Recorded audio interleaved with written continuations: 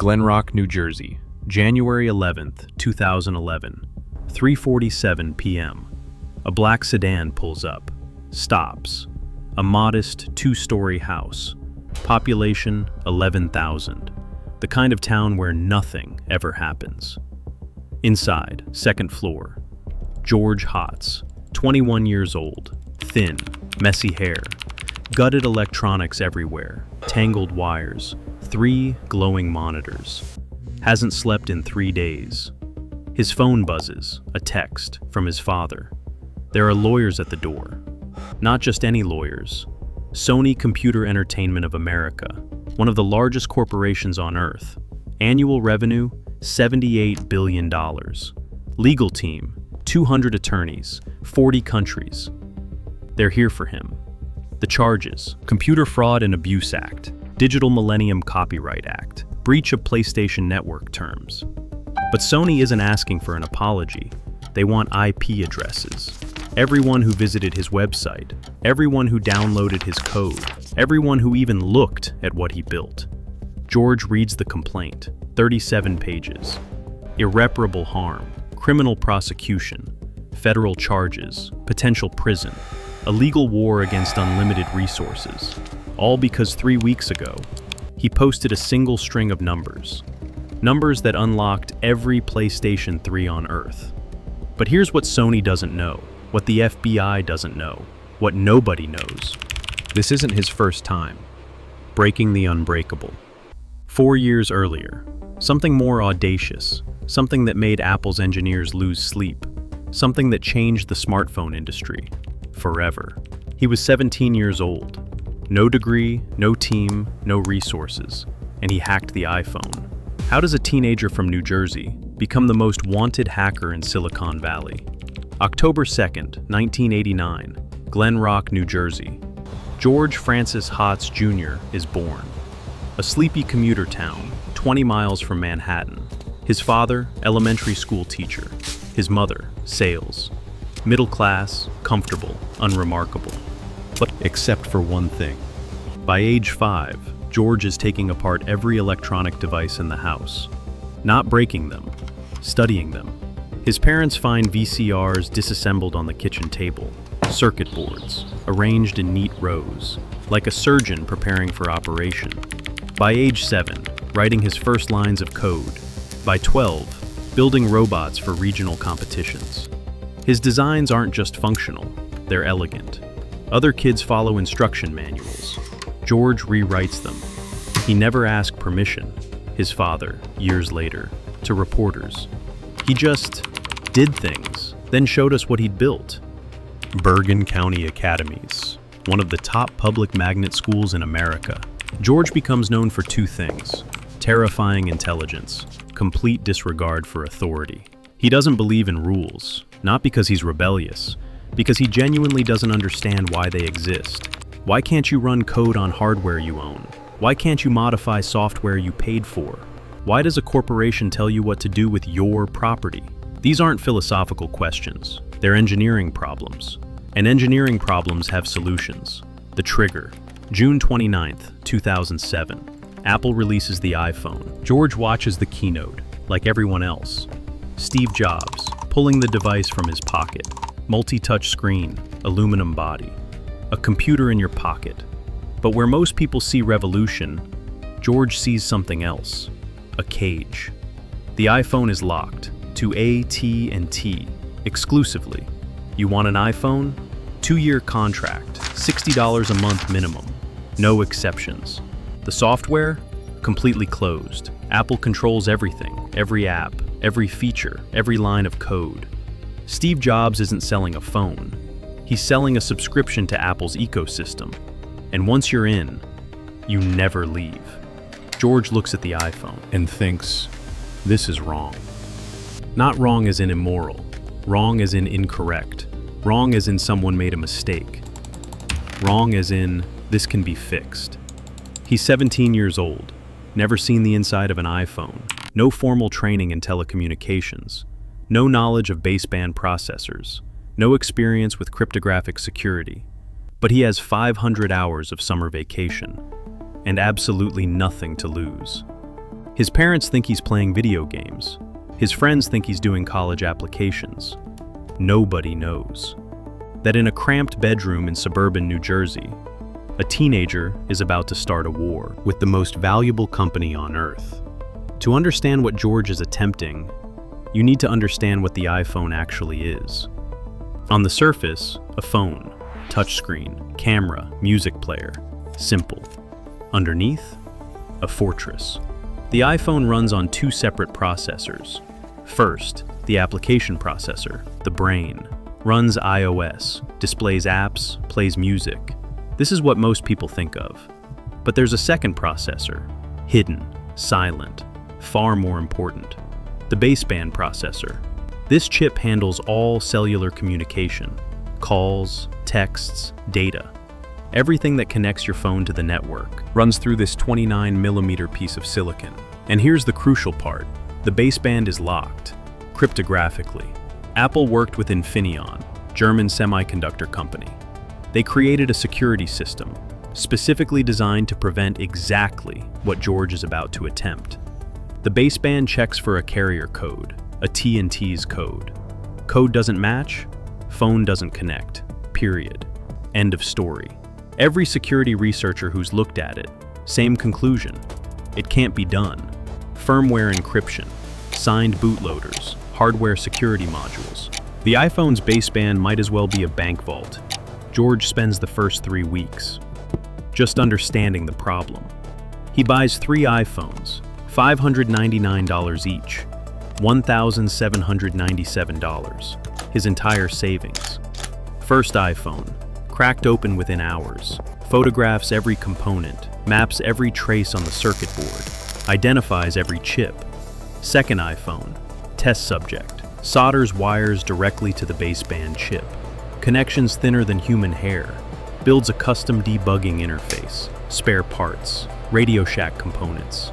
Third iPhone, sits untouched, control unit, proof that whatever he does actually works.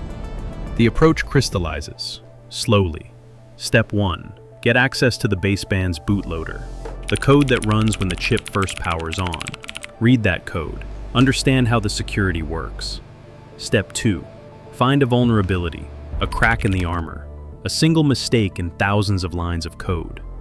Step 3, write a software unlock, a program that tricks the baseband. Accept any carrier, not just AT&T. Simple in theory, effectively impossible in practice. George starts with hardware. The baseband communicates through a serial connection. He taps into it. Logic analyzer, a device that reads electrical signals between chips. 2 weeks, capturing data, thousands of packets, millions of bits. Custom software to decode the traffic, looking for patterns. Nothing. The communication is encrypted, not just encrypted, authenticated. Each packet carries a digital signature. Without the key, meaningless noise. He shifts tactics. The baseband has a JTAG interface, debugging port, used during manufacturing.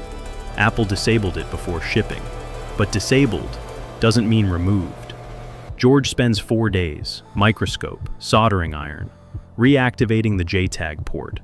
The connections are microscopic. One wrong move fries the chip permanently. Day 5, he gets a signal. The baseband is talking to him, but the bootloader, the code he needs, still encrypted. The processor won't give up its secrets. George is 200 hours in, averaging 4 hours of sleep. His room smells like solder flux and energy drinks. His parents have stopped asking questions. Then, he finds it. A timing attack. When the baseband decrypts its bootloader, there's a fraction of a second, microseconds, where unencrypted code exists in memory, in RAM. Readable. If he can capture that moment, dump the memory at exactly the right instant, he'll have everything. He writes a custom tool, hardware interrupt, freezes the processor mid-boot. Timing has to be perfect. Too early, nothing's decrypted. Too late, already secured. He runs the exploit, 847 times. Attempt 848. The screen fills with hexadecimal code, the bootloader, unencrypted. George stares at his monitor, hands shaking. He's looking at code that maybe 50 people on Earth have ever seen. Code Apple and Infineon spent millions to protect. Now comes the real work. Reverse engineering takes another 100 hours. The code is complex. Security checks layered on security checks. But slowly, methodically, George maps every function, every variable, every decision point. And then, buried in 47,000 lines of assembly code, he finds it, a buffer overflow. When the baseband processes certain unlocked tokens, it copies data into a fixed-size memory buffer. If the data is larger than expected, it spills over, overwrites adjacent memory, corrupts the security check. For exactly 37 bytes, the baseband becomes writable. 37 bytes. That's all he has. 37 bytes to inject code that rewrites the carrier lock. Most exploits need hundreds of bytes, thousands. George has 37. He spends 3 weeks writing the tightest, most optimized code of his life. Assembly language. Every instruction counts. Every byte matters. The final payload, 4 bytes. Jump instruction, 8 bytes. Memory address modification, 12 bytes. Carrier code replacement, 9 bytes. Return sequence, 4 bytes. Checksum bypass. Total, 37 bytes. August 21st, 2007. George has been working 500 hours, across 62 days. He picks up the third iPhone, the untouched one. His proof of concept. He loads the exploit. If you're realizing that a 17-year-old with Radio Shack parts just out-engineered a multi-billion-dollar corporation, you're not alone. Hit subscribe. Because what happens next, when Apple and the FBI get involved, makes the technical challenge look like the easy part. August 21st, 2007, 11:47 p.m., George's bedroom. The third iPhone sits on his desk, connected to his laptop, single white cable. He's done this 100 times. Test phones, bricked 3 of them, corrupted 2 beyond repair. But this time is different. This time, he's filming. Cheap webcam points at the iPhone screen. Another captures his monitor. If this works, he wants proof. Undeniable, irrefutable. He opens the terminal. /exploit-target equals baseband --payload equals unlock.bin. The screen goes black. 3 seconds. Nothing happens. 3 seconds that feel like 3 hours. Then text appears. Baseband version 03.14.08_G. Exploit stage 1. Buffer overflow. Success. Exploit stage 2. Payload injection. Success. Exploit stage 3. Carrier lock. Disabled. Exploit stage 4. Reboot. The iPhone restarts. Apple logo appears. Loading bar crawls across the screen. George's heart is beating so loud. He can hear it in his ears. Home screen loads. He picks up the phone, opens settings, taps carrier. Where it once said AT&T, locked, permanent, unchangeable. There's now a blank field, waiting for input. George walks to his closet, pulls out a shoebox. Inside, a T-Mobile SIM card. Bought 3 weeks ago, mall kiosk, $20. Pay as you go. He ejects the AT&T SIM, inserts T-Mobile, holds his breath. The iPhone searches for signal. 1 bar, 2 bars, 3 bars. T-Mobile appears, corner of the screen. George picks up his landline, dials his cell. The iPhone rings. He answers, and hears himself breathing through the speaker. It works. The iPhone. Apple's supposedly unbreakable, carrier locked, billion-dollar product, running on T-Mobile. George uploads the video, 1:23 a.m. Title, World's First iPhone Unlock. He goes to sleep. When he wakes up 8 hours later, his life has changed forever. The video, 47,000 views. By noon, 200,000. By evening, CNN is calling. His parents answer the phone. Is this the Hotz residence? We'd like to speak with George about the iPhone story. His mother, confused. What iPhone story? The news spreads like wildfire. Engadget. Teen hacker unlocks iPhone, makes history. Gizmodo. This kid just changed the wireless industry forever. The New York Times. iPhone unlocked. Cellular strategy thrown into question. Apple's stock drops 2%. Single trading session. Analysts scramble. Every locked iPhone, now potentially unlocked. Every AT&T exclusive contract, now potentially worthless. The offers start pouring in. Terry Dadone, CEO of Certicell, major cell phone reseller, contacts George directly. His offer: one Nissan 350Z, brand new, plus 3 more iPhones. For what? For the single unlocked iPhone sitting on George's desk. George takes the deal. A 17-year-old trades a hacked phone for a $30,000 sports car, drives it to his senior year of high school. But the car isn't why this story matters. What matters is what happens next. George doesn't keep the exploit secret, doesn't sell it to the highest bidder, doesn't start a company, doesn't file patents. He posts the entire method online, for free. Every line of code, every hardware modification, every step of the process. Within weeks, software developers build on his work. User-friendly tools, point-and-click unlocking programs. Anyone can free their iPhone, not just hardware experts. Apple releases security patches. George releases new exploits. Apple locks down the bootloader. George finds another vulnerability. 2 years, cat and mouse. Every time Apple builds a wall, George finds a door. The jailbreaking community explodes. Millions unlock their phones. Third-party app stores emerge. Features Apple refuses to implement.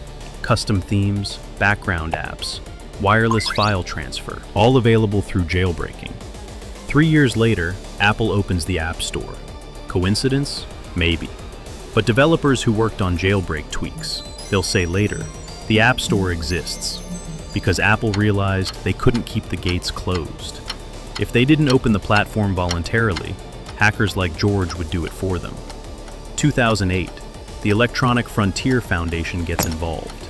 They petition the US Copyright Office, make jailbreaking legal. Their argument: you own the device, you should control the device.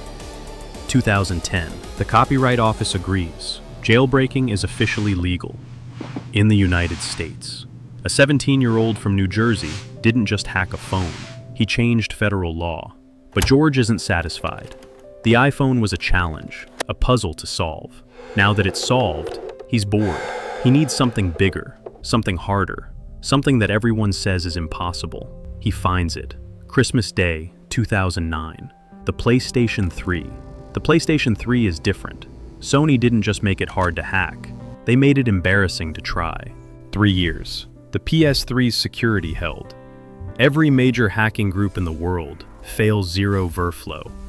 Team Twizzlers, the hackers who cracked the Wii in weeks, failed against Sony's console. The PS3 earned a reputation: unhackable. The security architecture is elegant. Custom cell processor, encrypted boot chain, hardware root of trust. Every piece of code that runs, verified, signed, authenticated.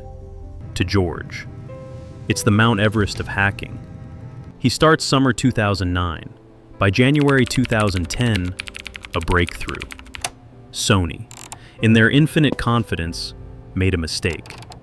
When they designed the PS3's signature verification system, they used a random number generator. Every legitimate Sony signature includes a random number. A nonce makes each signature unique. Here's the problem. The random number wasn't random. Sony's engineers used the same random number for every signature. Every single one. In cryptography, this is like using the same password for every account. Once someone figures it out, everything falls. George does the math. With enough signed code samples, he can reverse engineer Sony's private signing key. The key that says, this code is legitimate. The key Sony guards like nuclear launch codes. He gets the key. January 22nd, 2010. George publishes a video. He's running unsigned code on a PlayStation 3. Code Sony never authorized. Code that shouldn't exist. Then he does something That makes Sony's legal team physically ill. He publishes Sony's private key, the actual cryptographic key, the one that signs all PlayStation 3 software, the one that, if compromised, essentially gives anyone the ability to create official Sony code. The entire PlayStation 3 security model collapses instantly. Piracy becomes trivial. Homebrew software flourishes. The walls come down, and Sony responds. Not with a patch, not with a firmware update, with lawyers. January 11th, 2011, Sony files suit, U.S. District Court. Defendant, George Francis Hotz. The charges: Computer Fraud and Abuse Act violations, DMCA circumvention, breach of terms of service, tortious interference with business. Sony doesn't want money, they want blood. They demand George hand over his computers, his hard drives, his notes, and, most terrifyingly, the IP addresses and personal information of everyone who downloaded his work. Sony wants to know who the jailbreakers are, and they're willing to crush one 21-year-old to find out. George does what George always does. He fights. Starts a legal defense fund. Donations pour in, $10,000 in the first week. The hacking community rallies behind him. Anonymous declares war on Sony. PlayStation Network suffers the largest data breach in gaming history. 77 million accounts compromised. The connection between Anonymous and the PSN hack, never proven. But the timing is convenient. April 2011. The case settles. Terms are sealed. But the gist leaks. George agrees not to hack Sony products. Sony drops the suit. No damages. No prison time. No IP addresses handed over. George walks away free. But here's the twist. Nobody expected. In the middle of the Sony lawsuit, while George is still technically under legal assault, he gets a phone call. Caller ID says, Cupertino, California. Apple. The company he embarrassed. The company whose billion-dollar strategy he disrupted. The company that spent 3 years trying to patch his exploits. They want to offer him a job. George considers it. He's 21 years old, no college degree, dropped out of Johns Hopkins after 1 semester. Because he was bored. He's currently being sued by one of the largest corporations on Earth, and Apple wants to hire him. According to George, he turns them down. I'm not sure that working for a corporation is really something that's in my future. I like doing my own thing, the interviewer asks. What is your thing? George smiles. Breaking things. George Hotz never became a corporate employee. He became something else entirely. 2012, joins Facebook as a contractor, not an employee. Refuses to sign a non-compete agreement. Spends a year fixing bugs in their back-end infrastructure, then leaves. 2014, he does something unexpected. He starts hacking cars, specifically self-driving cars, in his garage, with parts from Amazon. While Tesla and Google spend billions on autonomous vehicle programs, George builds a working self-driving system for $1,000. He films himself driving hands-free on the highway. Video goes viral. Elon Musk calls him personally, offers a multi-million-dollar contract. George turns it down. Instead, he founds AI, a startup dedicated to bringing self-driving technology to everyone. Their philosophy is pure George. Open source, transparent, anti-corporate. By 2024, AI has 12,000 plus active users. Their system, OpenPilot, runs on more cars than any other consumer self-driving software. Estimated company valuation, $500 million. George's personal net worth, somewhere between $50 million and $200 million, depending on who's counting. Not bad for a college dropout who started by hacking a phone in his parents' basement. But here's what makes the story remarkable. Every major tech company, Apple, Google, Facebook, Tesla, has tried to hire George Hotz. Every major intelligence agency, NSA, FBI, CIA, has investigated him. Every major corporation whose products he's hacked has threatened legal action. And he's still free, still hacking, still posting his exploits online for anyone to use. The FBI opened a file on him in 2007. That file remains open, No charges have ever been filed. Why? Because George Hotz never crosses the line, never steals money, never sells exploits to criminals, never compromises user data. His hacks are always about one thing: proving that the walls are thinner than they appear. He's not a criminal. He's a whistleblower, a security researcher, an engineer who refuses to accept impossible as an answer. As of 2025, he's 35 years old, streams himself coding on Twitch, posts rants about AI on Twitter, drives a modified Lexus that drives itself. He never did take Apple's job. He never did need to. Here's what George Hotz understood at 17, that most people never learn. You don't ask permission to understand something you own. The iPhone hack wasn't about piracy, wasn't about saving money on phone plans. It was about a fundamental question. Who controls the technology you purchase? Apple's answer was clear. We do. You rent access to our ecosystem. You play by our rules. George's answer was different. I paid for this. It's mine, and I'll learn how it works, whether you like it or not. This philosophy has a name: the right to repair, the right to tinker, the right to own what you own. It's the reason you can jailbreak your phone today without going to prison. The reason farmers can repair their own tractors. The reason the EU is forcing Apple to use standard charging ports. One teenager with a soldering iron didn't just unlock a phone, he unlocked a conversation about who really owns the future. In a world where corporations want to control every line of code, every security update, every feature you can access, George Hotz remains proof that the walls are never as strong as they seem, that the giants can be challenged, that curiosity is the only key you need.